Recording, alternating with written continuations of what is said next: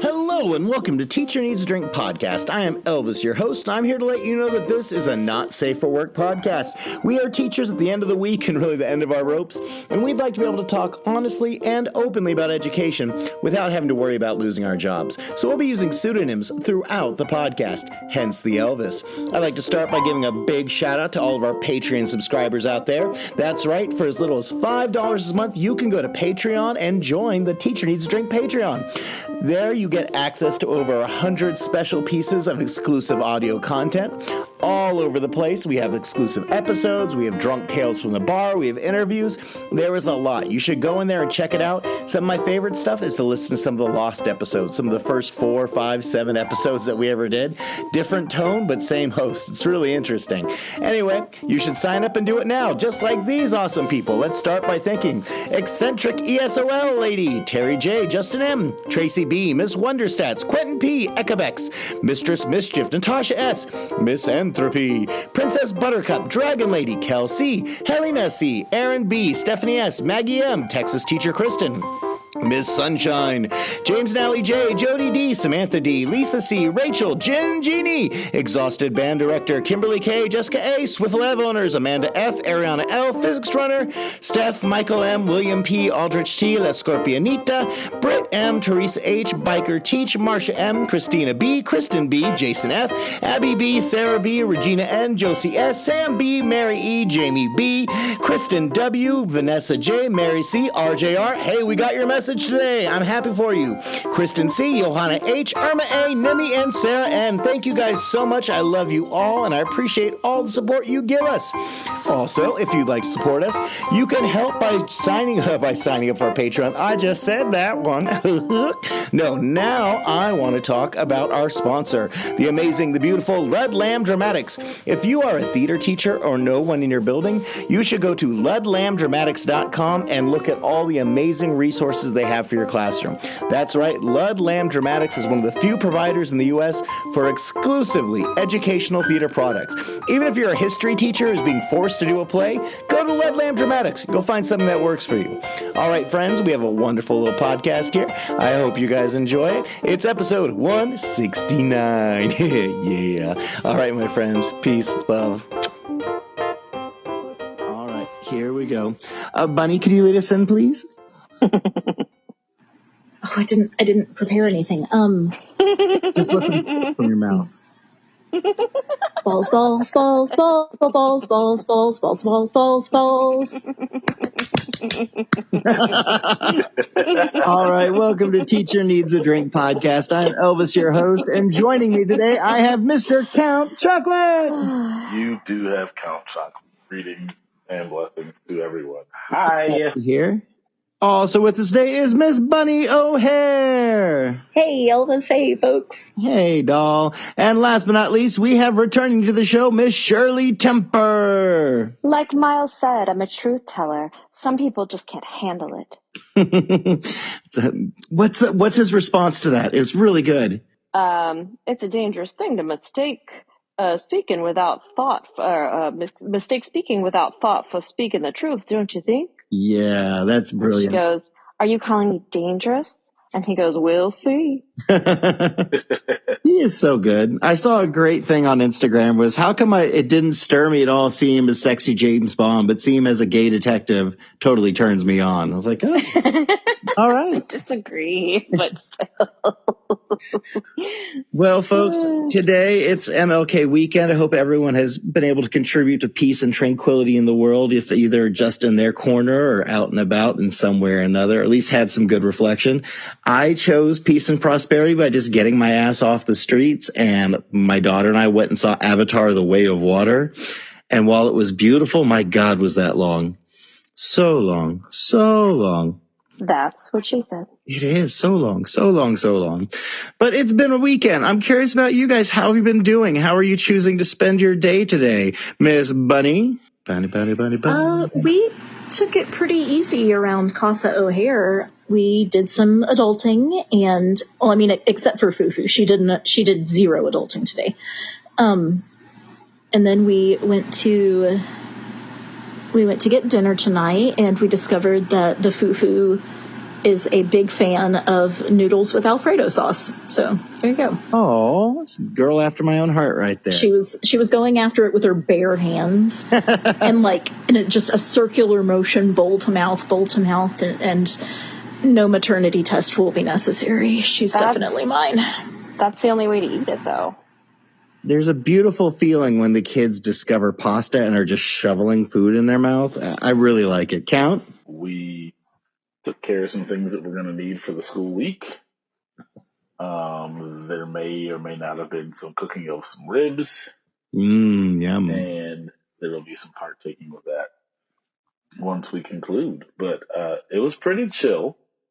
And there may have been some teeth cleaning appointments early in the morning. But yeah, it was pretty chill, and checked some items off the list, so I feel like I had a productive day. That's awesome. And Shirley, what about you? Well, slept into a late 8 o'clock and did some more embroidery. I've done 2 embroidery kits since the new year started, and got a massage, which was lovely. My tailbone hurts, so I'm probably going to have to go see the back cracker. And the most interesting part of my day was when I got home and there was a package on my front porch addressed to me. And when I opened it, there were 2 RuPaul Little People figurines. What? 2 boxes. And I was very perplexed, thinking, has my Amazon been hacked, and or has the littlest temper tantrum placed an illegal online order? We haven't had that happen yet, but knock on wood. And then I read the note, and it was from Bunny. Aww. So my RuPaul Little People are going to make some drag show appearances, and there will be photographs for our group chat. Yes, pictures. Yes. Well, to be fair, Mr. O'Hare spotted them online and came to me and said, "Is this something that Shirley Temper needs?" And I said, "Abso-freaking-lutely. Yes. Abso-freaking-lutely. Do it." Yes. And I giggled for a solid 5 minutes, and it made my day. So thank you. And thank Mr. Bunny as well. I surely will. You are most welcome. You said surely will. Surely will. Surely. From the Reddits, and this is from user Cam Tillian. Are wizards real? Hello. As an aspiring elementary educator who is currently a high school senior, I was wondering about the appropriate way to respond to a child in certain situations. If you have a student who proclaims to the entire class that wizards are real, what would be the best way to respond? I'm currently watching the Netflix show Ginny and Georgia. On season 1, episode 2, there was a scene where a kid truly believed his dad, who is in jail, is a powerful wizard locked in Azkaban, a prison from the Harry Potter series, for dark magic. When he said this aloud in class, another kid called him dummy and asked the teacher to explain how wizards aren't real. Ever since I saw this scene, I can't help but wonder if the right thing to do is to tell the kid that wizards aren't real, or to just go along with it. Have you guys ever experienced something similar in your classrooms? My immediate instinct is to lie and go along with it, similar to how I would react if a kid asked if Santa was real. Hopefully this is the right place to ask. I'm genuinely curious since I'm planning on being a teacher myself and want to prepare for the future. Ooh. So, I'm curious, guys, what's your take? Are you going to tell kids wizards are real? Because, I mean, I have had the elementary school student tell me that dad's on a business trip and he's going to be overseas for a while, but he'll be back in about 6 to 10 months or something with good behavior. And I'm like, oh, hun, no, I know for a fact your dad's not overseas, but it's not my job to burst that bubble. But this was a little bit different. Shirley? That's interesting. I teach high school, so at their age, if my students believe that wizards are real, who am I? You know what I mean? To tell them no. Honestly, I say it's just keep the magic alive. Pun intended. Well, that's so cool. Well, buy into it. I had a high school junior that was convinced I was a vampire because I wear red lipstick and apparently I'm very pale. And, who's to say I'm not? Can you prove that wizards are real? Aren't real? Can you prove that I'm not a vampire? No. Well, first thing is we have to tie you up and like put you in the water, because if you drown, you're not a witch.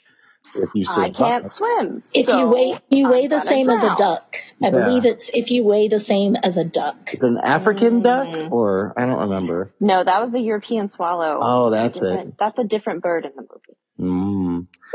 Count, what about you? What's your take on this? I was just thinking about this. I have two responses. One, I'm not a bubble burster. And if I can't outright prove something, I typically just kind of roll with it. Like, could be. Who knows? Who's to say? Stay tuned and we'll see how this progresses over time. But I also have had a whole lot of conversations recently about just students or kids with vivid imaginations. Like they still have this great, robust, vibrant, childlike imagination. And I love it because that's where these great dreams come from. Like as a child, like I think I can do this. I think I can fly. Sweet. You know what? Let's go ahead and get you some wings and see what happens type of thing. So I don't want to be the person that disrupts any of that. And by all I'm means, nodding along. You let's can't do see it. me, but I'm nodding and clapping my hands for you. Oh, yay! I'm not as scared of you right now. But yeah, that's where I stand. Bunny, what about you? What's your take on this? Are you going to burst an elementary kid's bubble? Or are you going to let the other kids in the class do it for you? I am with the Count and Shirley on this one. I am not going to burst that bubble. As a kid who believed in Santa for probably longer than was normal, I am not going to be the one to kill the magic. So I'm just going to kind of let their peers handle that. In the grand tradition of killing most magic, kids usually handle that on their own. Yeah. The one thing I wonder is at what point do you actually nip the fantasy or the untruths or the magical beliefs in the bud? Because what if you have the kid come in like, oh yeah, no, we don't need sex ed because like the Grand Panther comes in every fourth night on the hollowed moon and that's what makes the world pregnant. I mean, you don't want to interfere with someone's religious beliefs, but every now like, oh kid, something dangerous is going on in your life. I think that's the line. Like, as long as it's not putting anybody in harm's way, as long as it's not dangerous, like, if a kid is going to test their ability to have super speed by running across the freeway, then yes, I'm going to put a stop to that. But as long as nobody's in danger. And there is something called the internet. So at some point, chances are they're going to do a lady Google search and maybe they'll have a little bit more clarity. Yeah, that's true. Yeah, as long as they just don't run into like that one dick. My standing rule though is if a kid says my dad told me or my mom told me, I generally just kind of nod my head because it's followed by anything like Biden's gonna blah, blah, blah, or vaccines are gonna make you drop dead. And I know that if I try to give this kid any info, it's gonna blow over my face. Like 1,000 times because that kid will go home and say, well, Mr. Elvis said that. And then next thing I know, I'm in front of a school board populated by like Republican little tinfoil hat people. And yeah, I don't need that in my life. You just very sarcastically say, well, sarcastically in your heart say, they sound so smart. Yeah. You know, your dad sounds like a very wise man. I hope that works out.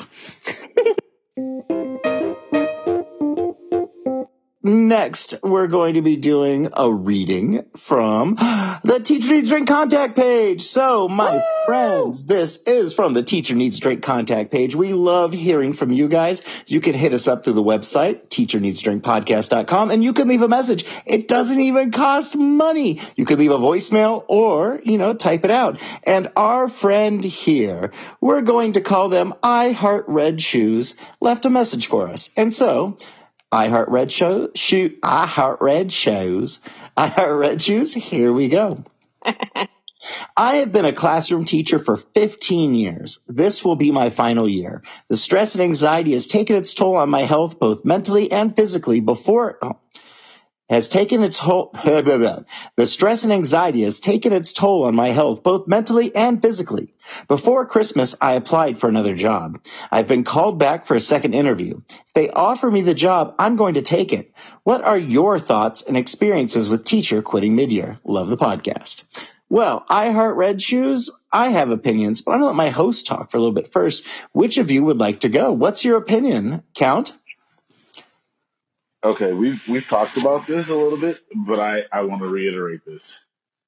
There is no job that is worth you sacrificing the stability of your mental health or compromising your own physical health.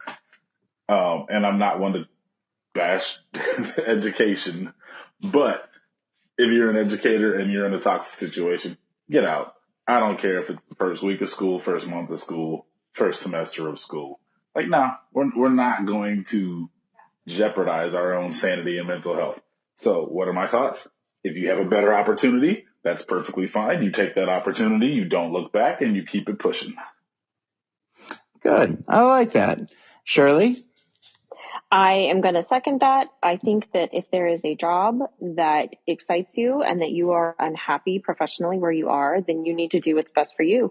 I also want to remind you that educator guilt and teacher guilt about leaving mid-year is nonsense. You should not feel guilty. Your job is not to cater to the educational system that you work for. It is to do what's best for you and your family. And, do you love some of your students? I'm sure you do. But that is not a reason to stay in an unhappy place. Mm-hmm. Bunny? I will second and third all of that. Second to Shirley and third to Count. I know for me, I would feel conflicted about it as well, but in the end, they will replace all of us. Like, we are cogs in a machine in a way. So if it has come down to the point that you are miserable and another opportunity presents itself, we're replaceable. So do what you need to do to safeguard your mental health and your stability and doing what's best for you and your family. Like, the school system does not care about us. It is our job to care about us, which is really freaking hard to do because, like what Shirley said about teacher guilt and about loving our students, and we presumably, most of us go into this profession because we give a damn about other people, and that leaving, yes, it does feel like, we're letting people down, but the school district doesn't give a crap about us. Like, we are just there to do a job, and if we are no longer able to do that job, then, bring in somebody else who's more interested in doing it. Yep, I agree. Now, the one thing, I agree with everyone. If you are in a situation where it is toxic to you, where you are feeling miserable, where you are dreading going in, not even just every day, just like every Sunday is ruined because you have to go to school the next day, so you can't truly relax. If you are in that situation, you do need to go ahead and get out, because it's not worth it for your mental health. It's doing you no good, and your mental health is not going to get better just continuing to do it and hoping it gets better. So a lot of times the best thing to do is to jump ship and go find another job.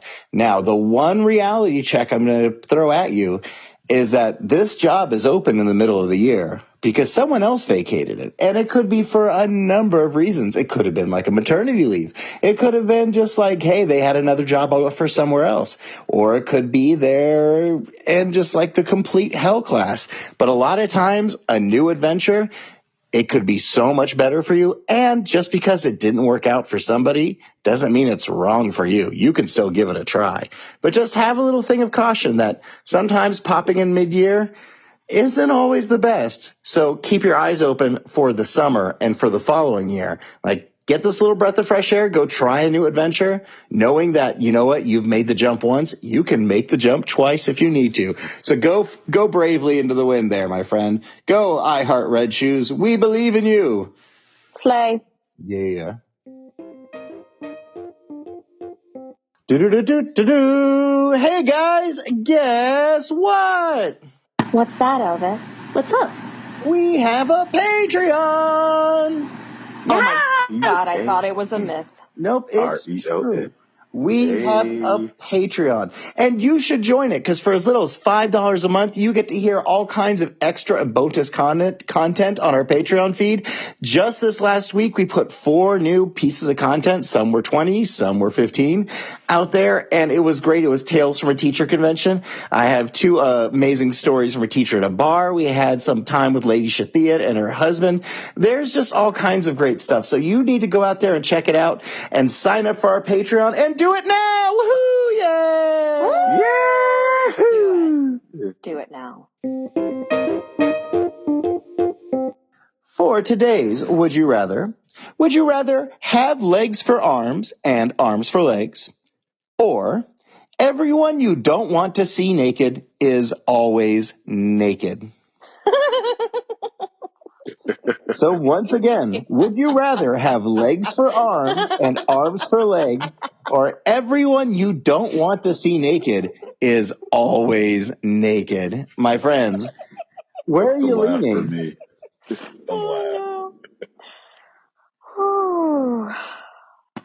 Should I? My question is, how do I convince myself that my celebrity crush, that I do not want to see that person naked? How do I convince myself of that? Read problematic rumors about them. Oh no, destroy half of them. Count. Oh gosh. Arms for legs and legs to arms. I know.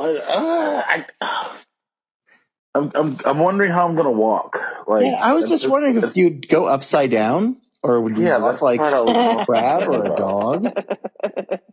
Because that blood rush to your head would do I hug somebody with my legs? Yeah, you do. Nope. That's a little bit awkward. I guess we just. I don't hug anymore. I don't know how to say this without sounding really bad, but I don't know if there's a whole lot of people that I'm like, oh, I don't want to see you naked. But like, I'm sure there's a lot of people that I'm just like, thank goodness you're wearing clothes. Oh gosh, there's a I'm lot going of with people. arms for legs and legs for arms. Really? I don't. That's more simple because I feel like most of the time so far, my answer has been I didn't really realize I didn't want to see them naked until I saw them naked. And I was like, oh, I didn't have to see that. Oh, I could have done without that.